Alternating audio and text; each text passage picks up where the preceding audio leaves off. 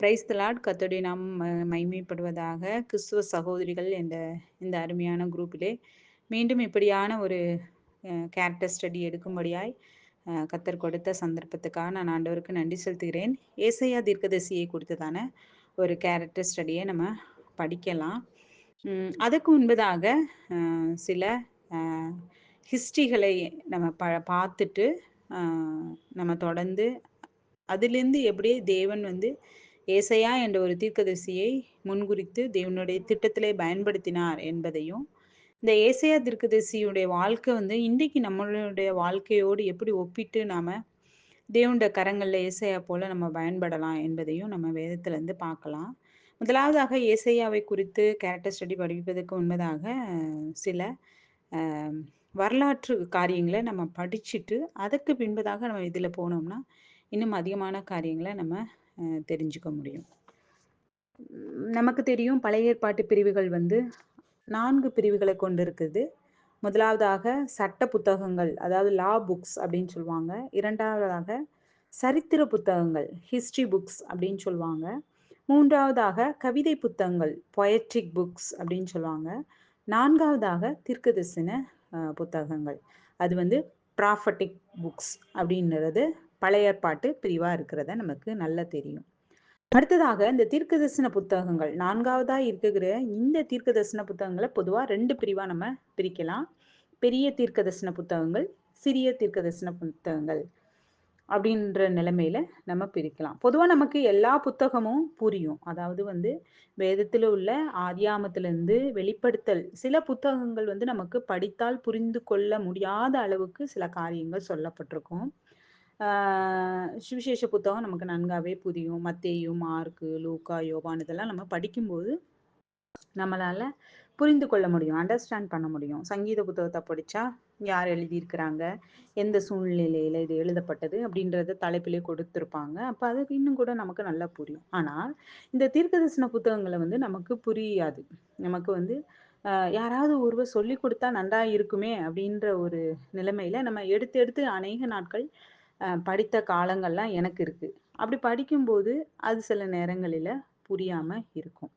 அன்றைக்கும் கூட அந்த காலகட்டத்துல கந்தாகே என்பவளுக்கு மந்திரியாய் இருக்கிறவர் எருசலேம்ல தேவனை தொழுது கொண்டு திரும்ப செல்லும்போது அவர் ஒரு புத்தகத்தை படிக்கிறாரு. என்ன புத்தகம் அப்படின்னா ஏசாயா தீர்க்கதரிசன புத்தகத்தை தான் சத்தமா வாசிச்சுட்டு கொண்டு வர்றாரு. அப்ப அந்த நேரத்துல ஆவியானவர் பிலிப்பை போய் நீ அந்த ரதத்தோட சேர்ந்து கொள் அப்படின்னு சொல்றாரு. பிலிப்பும் போய் ஓடி போய் சேர்க்கும்போது அவர் ஏசாயா தீர்க்கதரிசியிடம் பார்த்து கேட்குறாரு, நீ வாசிக்கிறத கருத்து உமக்கு புரியுதா அப்படின்றத பிலிப்பு அந்த மந்திரிகிட்ட கேட்குறத பார்க்க முடியும். அதுக்கு அவர் சொல்லுவாரு, எனக்கு யாராவது ஒருத்தவங்க தெரிவிக்காவிட்டால் அது எனக்கு எப்படி தெரியும் அப்படின்றத சொல்லியிருக்கிறத நம்ம அப்போஸ்தலர் நடபடிகள் 8ஆம் அதிகாரம் 27லேருந்து 40 வசனம் தான் இந்த இன்சிடென்ட், இந்த நிகழ்ச்சி இருக்கிறத நம்ம பார்க்க முடியாது. அப்ப உடனே பிலிப்பு என்ன பண்றாரு, ஏறி உட்காந்து தன்னோடு தான் கூட உட்காரும்படி அந்த மந்திரி கூப்பிடுறதும் வேண்டிக் கொள்றதும் நம்ம பார்க்க முடிகிறது. ஸோ அப்ப ஒரு தீர்க்கதரிசன புத்தகத்தை யாராவது ஒருத்தவங்க சொல்லி கொடுத்தாங்கன்னா அது நம்ம இன்னும் அதிகமா படிக்கிறதுக்கு நமக்கு மிகவும் உபயோகமா இருக்கும். இப்பொழுதும் இந்த ஏசாயாவை குறித்து நம்ம படிக்கிறதுக்கு முன்னதாக மற்ற சில காரியங்களை நம்ம வேதத்துல உள்ள காரியங்களை நம்ம அறிஞ்சிட்டு படிச்சோம்னா இன்னும் அது நமக்கு மறக்காத நிலைமையிலே நம்ம திரும்பி அந்த புத்தகத்தை எடுத்து படிக்கும்போது, ஓ இது போன்ற காரியங்களை கர்த்தர் சொல்லி இருக்கிறார் அப்படின்றத நம்ம அறிந்து கொள்ள முடியும். அப்ப தீர்க்க தரிசனம் என்பது என்னது அப்படின்னா நடக்க போகிறவர்களை முன்னறிவிக்கிறது. அதுதான் என்னது தீர்க்க தரிசனம். அப்ப தீர்க்க தரிசனம் என்றால் என்ன அப்படின்னு நம்ம சொன்னோம்னா நடக்க போகிறவைகளை முன்னறிவிக்கிறதா இந்த தீர்க்க தரிசனம். இதுக்கு முன்பதாக நான் இந்த தீர்க்க தரிசன புத்தகத்துக்கு முன்னுரையாக ஒரு வசனத்தை வேதத்திலிருந்து நான் ஆதாரமா காட்ட இருக்கிறேன். ஏசாயா புத்தகம் 44ஆம் அதிகாரம் 7, 8 வசனத்தை நம்ம வாசிக்கலாம்.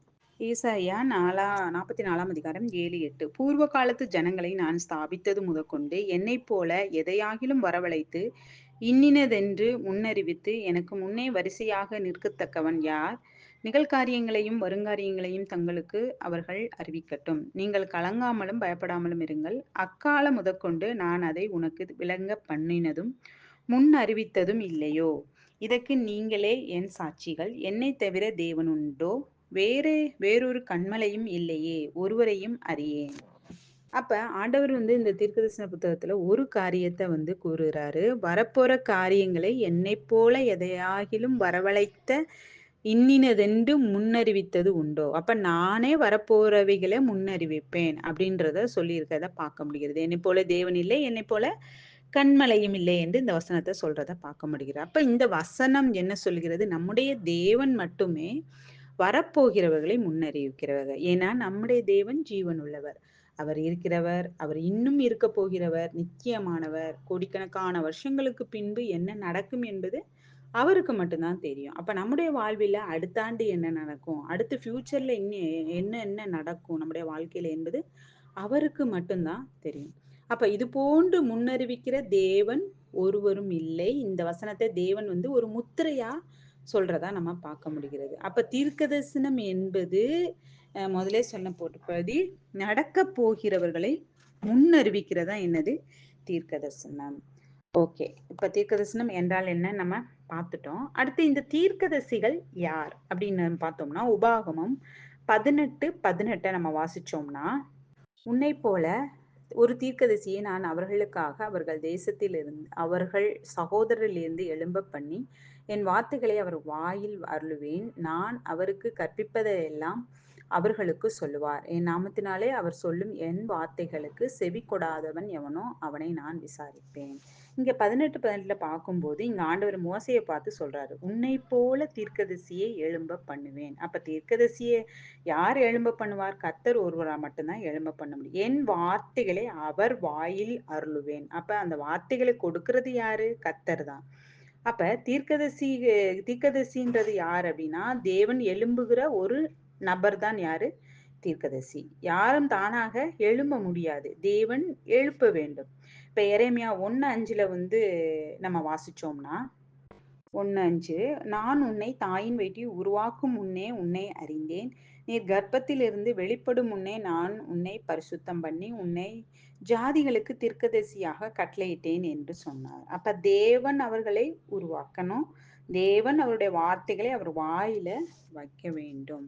அப்ப தீர்க்கதரிசி யாரு அப்படின்னா, கர்த்தர் தான் எழும்ப பண்ணணும், தானாக யாருமே எழும்ப பண்ண முடியாது. அப்ப ஹூ இஸ் ப்ராஃபட்? யார் இந்த தீர்க்கதரிசிகள் அப்படின்னா, முதலாவது கடவுளால் தெரிந்து கொள்ளப்பட்டிருக்கணும், அதாவது சோசன் பை காட். அடுத்து கால்டு பை காட் அப்படின்னா கடவுளாக அவர் அழைத்திருக்கணும், ஆண்டவரால் அவங்க அழைக்கப்பட்டிருக்கணும். அடுத்து சாங்டிஃபைட் பை காட், கடவுளால பரிசுத்தம் பண்ணப்பட்டு குறிப்பிட்ட காலகட்டத்துல ஆண்டவர் என்ன பண்றாரு?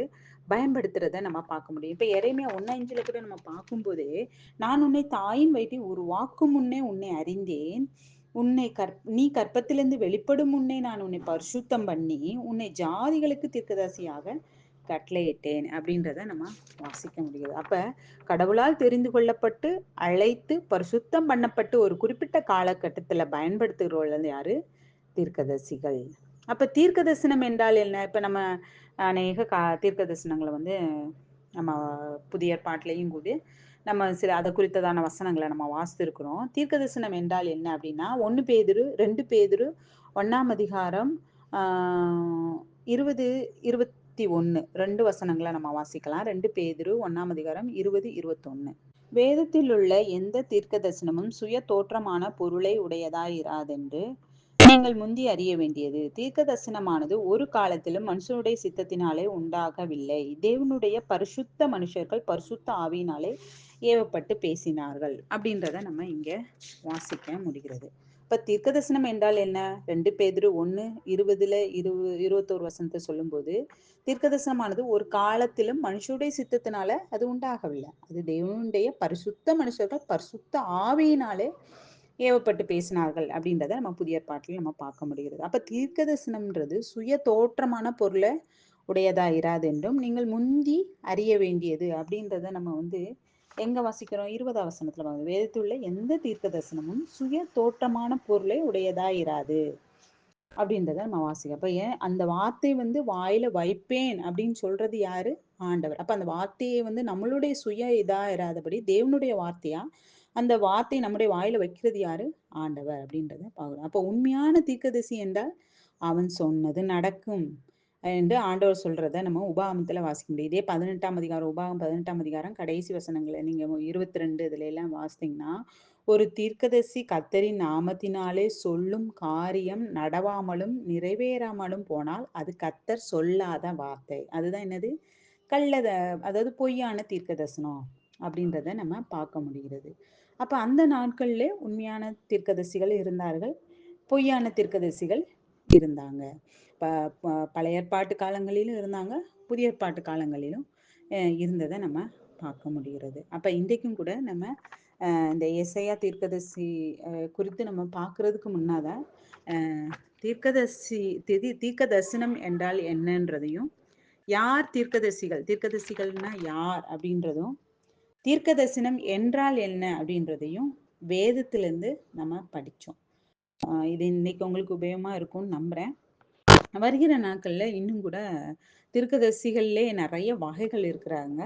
இதுல 5 விதமான வகைகள் இருக்கிறத நாளைக்கு நம்ம பார்க்கலாம். தேவன் தாமே நம்ம ஒவ்வொருவருக்கும் புதிய ஞானத்தை தருவாராக. தேவனுடைய நாமம் மகிமைப்படுவதாக. ஆமென்.